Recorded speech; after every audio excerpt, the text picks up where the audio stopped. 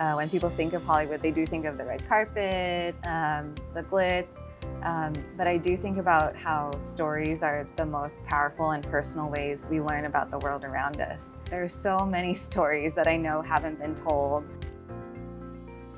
Our vision is, how do we really help reflect our global audiences?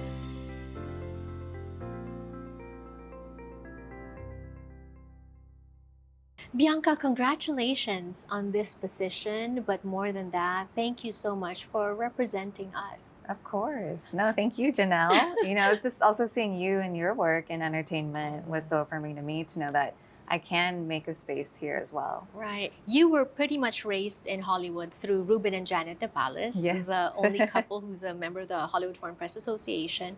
But then your heart has always been in public service. I met you through Teach for America. Yeah. You volunteered first and then you worked for the nonprofit. Right. Tell us how you reconcile the two, because Hollywood is all glitz and glamour, and public service, getting down, rolling up your sleeves and that. Research has shown that sitting down to watch a show or a film can change literally perspectives. Define American has shown that when people watch stories about undocumented immigrants, they can leave with a totally different perspective, not even having met someone, but seeing a character.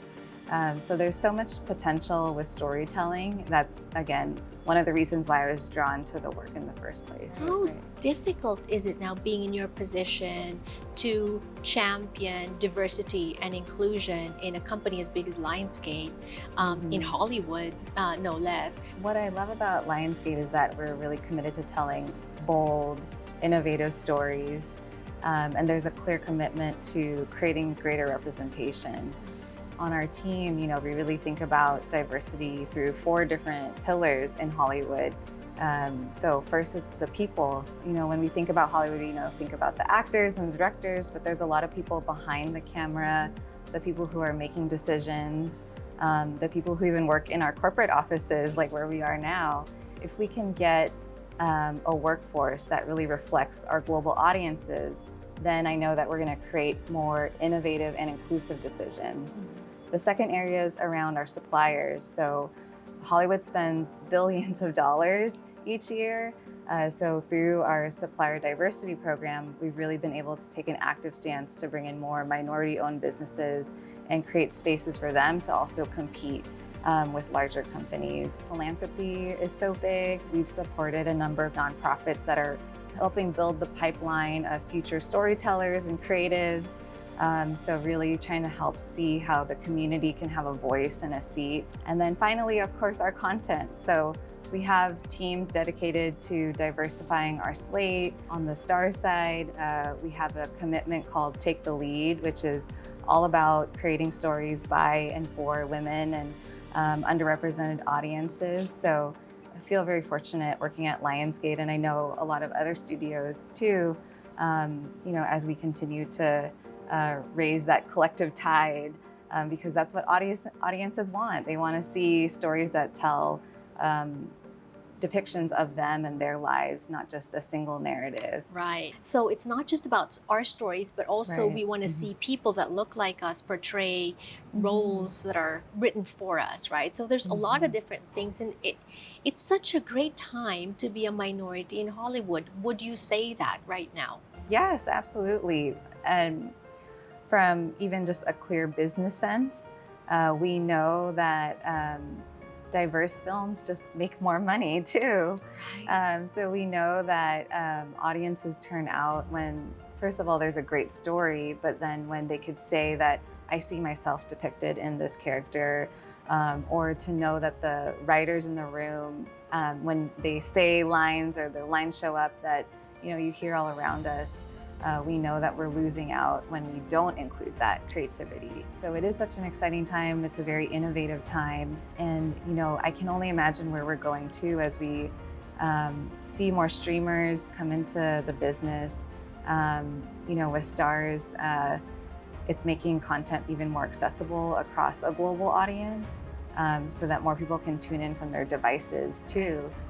to watch films and content. And this is so timely because the month of May, we've said it before on the show, everybody knows it.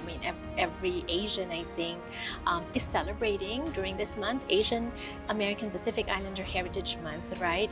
And so this is a time when we celebrate the contributions of members of the AAPI to mainstream America in different industries. And certainly Hollywood is one of those where we contribute a lot, right?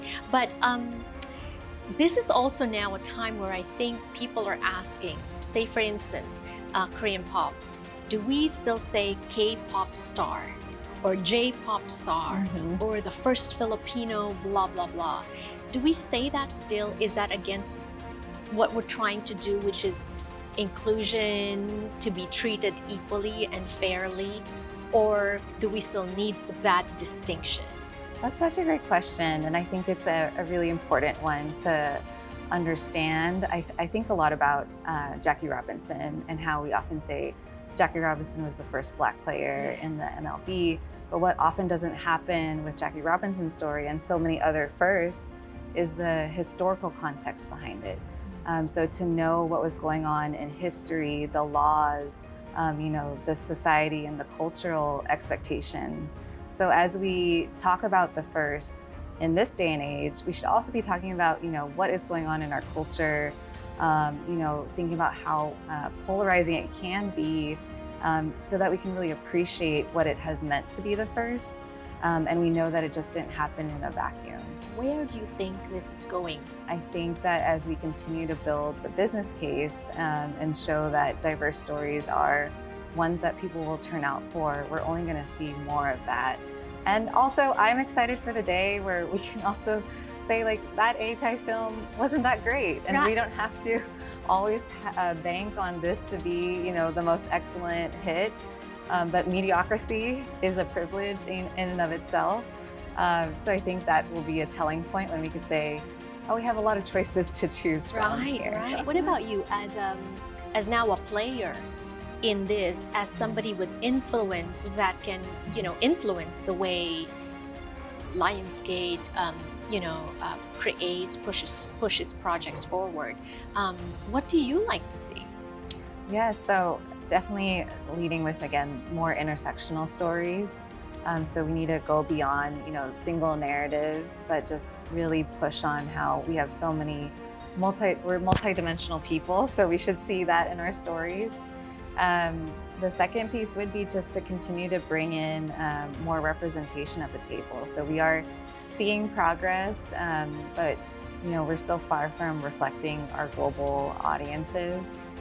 So the more that we can bring in API writers, API folks who want to work in production accounting, and continue to bring in other communities of color to help us be the most creative that we can be. I really think that has been what we're trying to do as we build the pipeline. And things do take time. So films take years in the making. So I know we'll see that progress over the course of the few years. For young creators, they can start creating content now. They don't need to wait. And that is really a first step towards, getting your foot into the industry.